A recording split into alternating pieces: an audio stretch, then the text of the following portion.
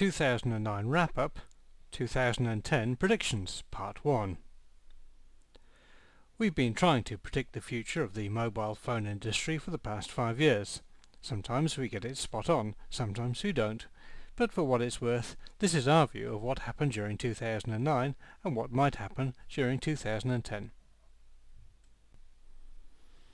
2010 predictions. Smartphone sales beat all expectations during 2009. In particular, there was a huge growth in black slabby touchscreen devices, all trying to emulate the iPhone in some way. The battle for the high-end shows no signs of abating.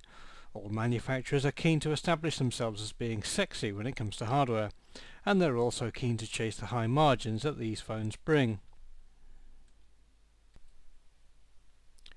Away from the top end of the market, smartphone features will be found increasingly in mid-market devices, and two key products here will be Samsung's Bada platform and Symbian S60.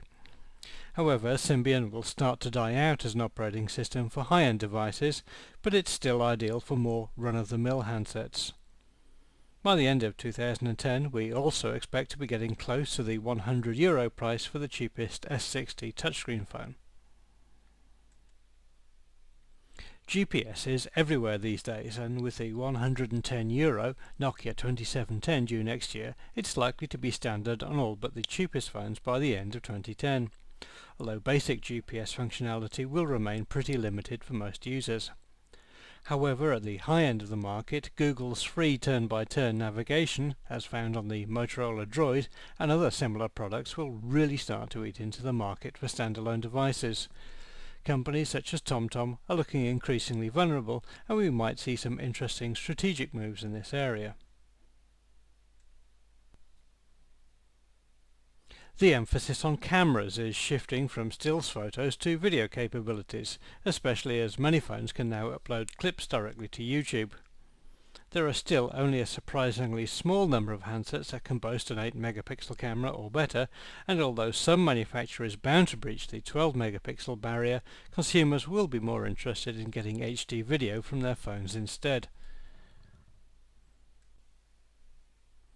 When it comes to displays, the growth of the smartphone market is driving bigger and higher resolution panels in mobile devices. Given price sensitivities in the mid-range market, it is unlikely that we'll see anything greater than QVGA resolution screens for the time being, but expect QVGA displays to be the standard in all but the very cheapest phones. Almost all 3G phones now support HSDPA high-speed downloads, and a lot support HSUPA uploads as well. This growth will continue. Most people can forget about 4G technologies at the moment, but expect a few small-scale launches of LTE networks in a few areas, leading to a push for 4G in 2012 and beyond. Wi-Fi hasn't featured in as many phones as we expected this year, and this seems to be a deliberate attempt to steer users who want it to higher margin, i.e. more profitable handsets. 2009 saw a growth in applets designed to support social networking, and this will continue through 2010. As a result, we expect to see a rapid growth in mobile blogging and video sharing. Cloud services such as MotoBlur, found on the Motorola Dext, will enable consumers to keep connected with their data seamlessly, but events like the Sidekick disaster will make users wary.